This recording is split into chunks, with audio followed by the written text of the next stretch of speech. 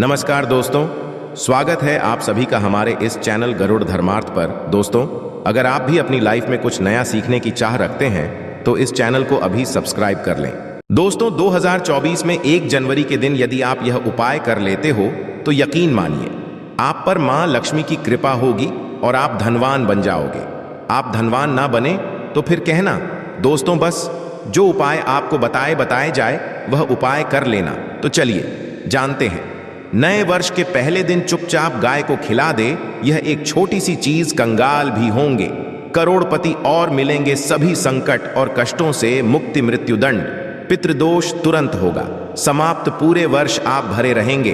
अन्न धन के भंडार यूं कहे कि आपकी 7 पुश्तें तक करेंगी। रुपयों पैसों पर राज। दोस्तों, 7 पीढ़ियों तक बैंक बैलेंस बढ़ता चला जाएगा।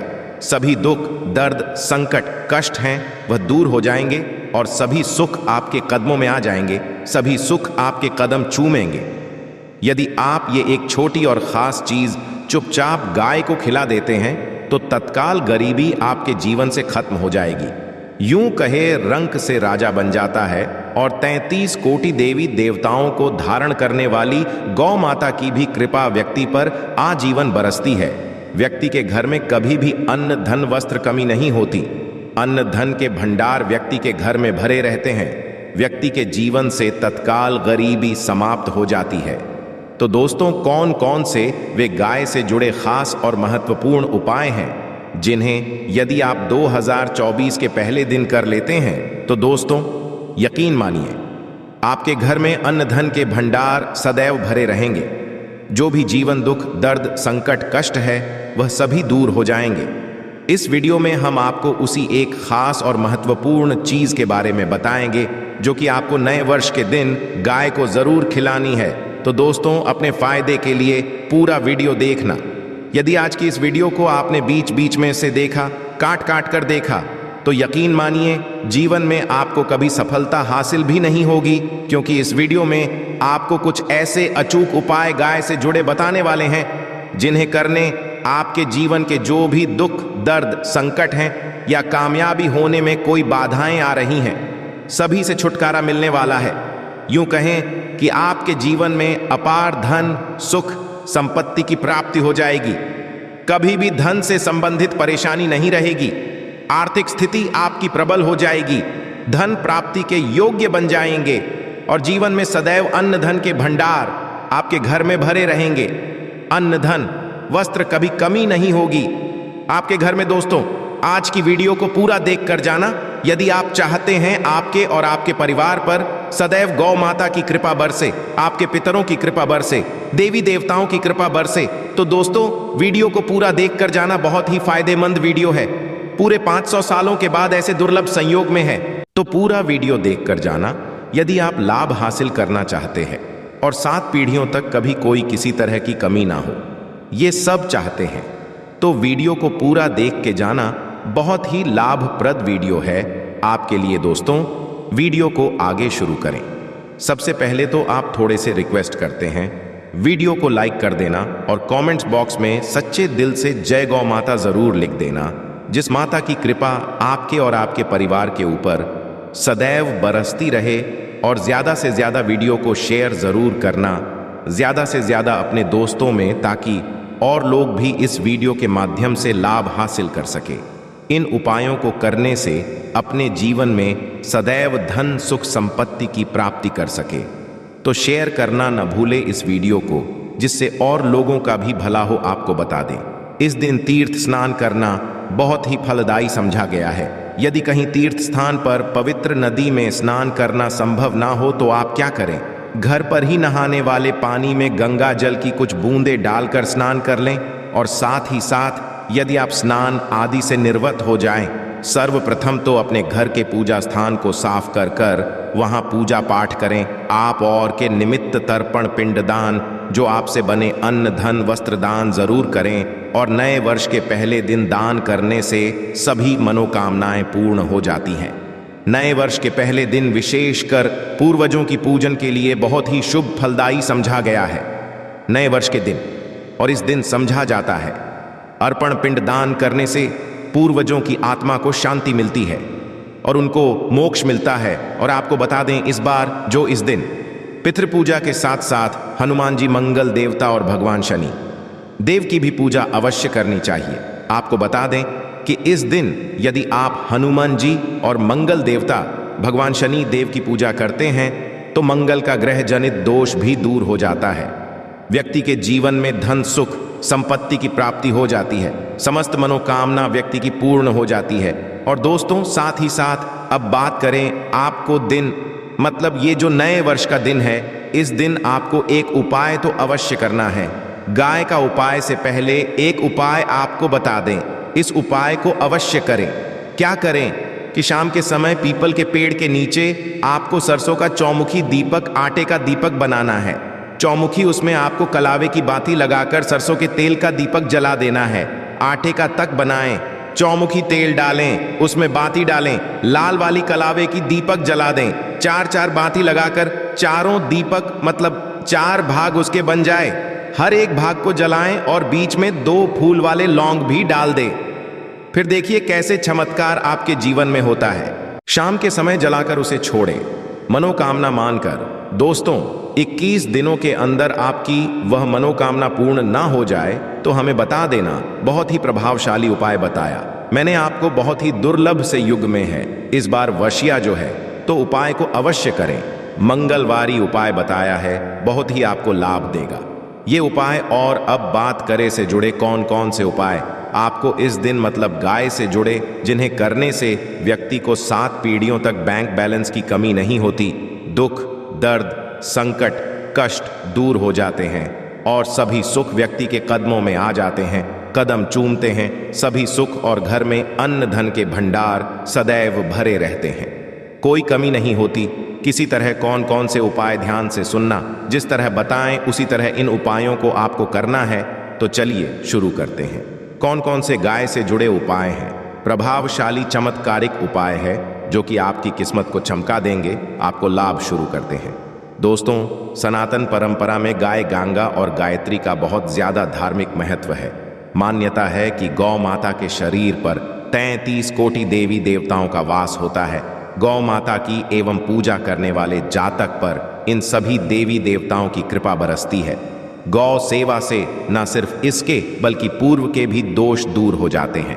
हर एक सुबह जब आपके घर में भोजन बनना प्रारंभ हो तो सबसे पहले बनाई गई रोटी को आप गौ माता के नाम से निकाल दें और भोजन करने से पूर्व गौ माता को इस रोटी को खिलाएं। यदि संभव हो तो काली गाय को खिलाएं। यदि काली गाय ना मिले तो सफेद गाय को भी आप खिला सकते हैं। हर एक और मांगलिक काम में गौ माता या उनसे जुड़ी चीजें जैसे गाय का गोबर, गौमूत्र, गाय का दूध अथवा गाय के दूध से बना घी जरूर शामिल करें। इससे आपको भाव की प्राप्ति होगी। सनातन परंपरा के अनुसार जिस घर में गाय होती है उस घर से जुड़े सभी वास्तु दोष स्वतः ही समाप्त हो जाते हैं।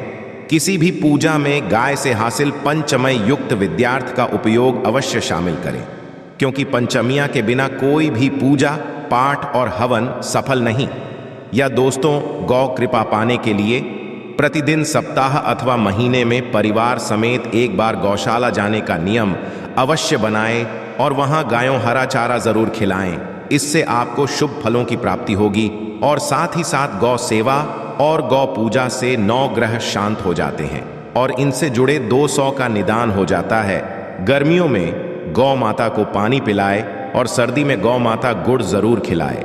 ध्यान रखें कि गर्मियों में गाय को गुड़ ना खिलाएं। अनेक देवी देवताओं को अपने शरीर पर धारण करने वाली गौ माता से जुड़े कई शुभ और अशुभ संकेत भी होते हैं। मसलन गाय का दूध धोते समय यदि गाय ठोकर मार दे और सारा दूध बिखर जाए तो अपशगुन होता है।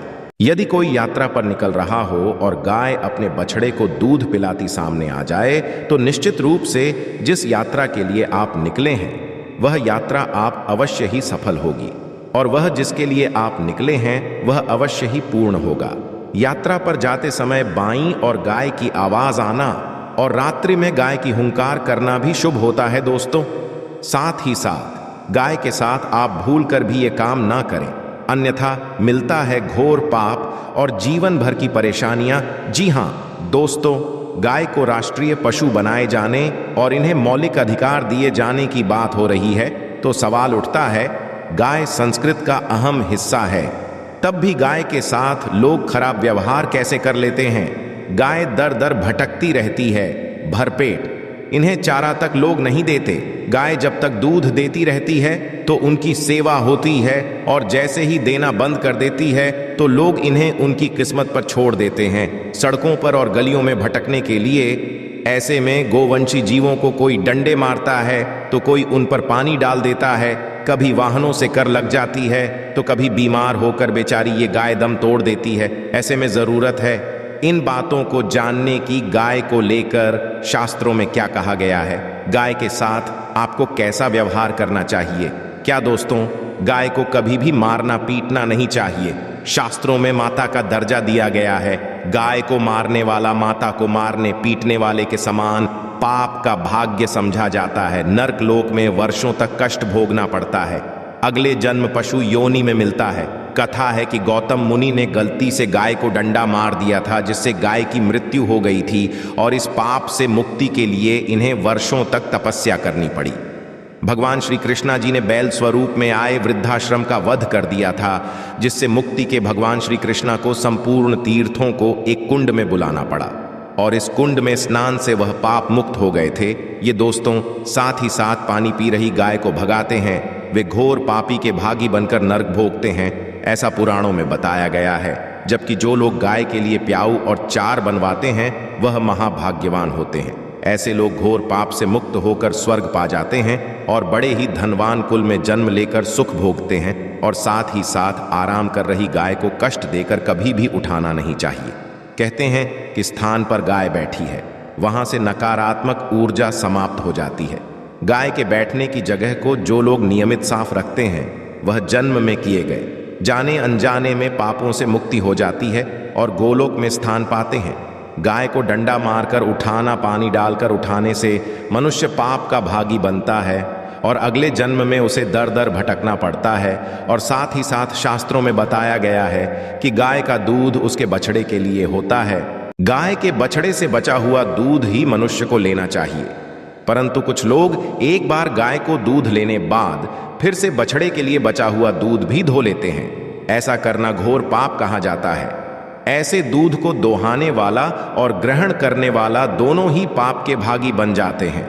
दोस्तों साथ ही साथ शास्त्रों में कहा गया है कि गोवंश मतलब गाय और बैल के पीठ पर नहीं बैठना चाहिए, इनके पीठ पर बैठने से महापाप है। ऐसे लोगों को नर्क की यातना भोगनी पड़ती है। एकमात्र देव के अंश के उत्पन्न नंदी ही गोवंशी है, जिस पर स्वयं महादेव और महादेवी सवारी करती है, क्योंकि नंदी ने स्वयं अपनी इच्छा से महादेव की सवारी बनना स्वीकार किया था। और साथ ही साथ शास्त्रों में गाय के दान को बहुत ही महत्व दिया गया है, परंतु ऐसी गाय का दान कभी नहीं करना चाहिए जो बूढ़ी और बीमार हो। कठोपनिषद में नचिकेत की कथा भी इस संदर्भ में है कि जिस पिता द्वारा बूढ़ी गाय को दान करने पर आपत्ति जताई थी, दूध देने वाली और बछड़े सहित जो लोग गाय का दान करते हैं वह महान पुण्य को हासिल करके स्वर्ग में स्थान पाते हैं।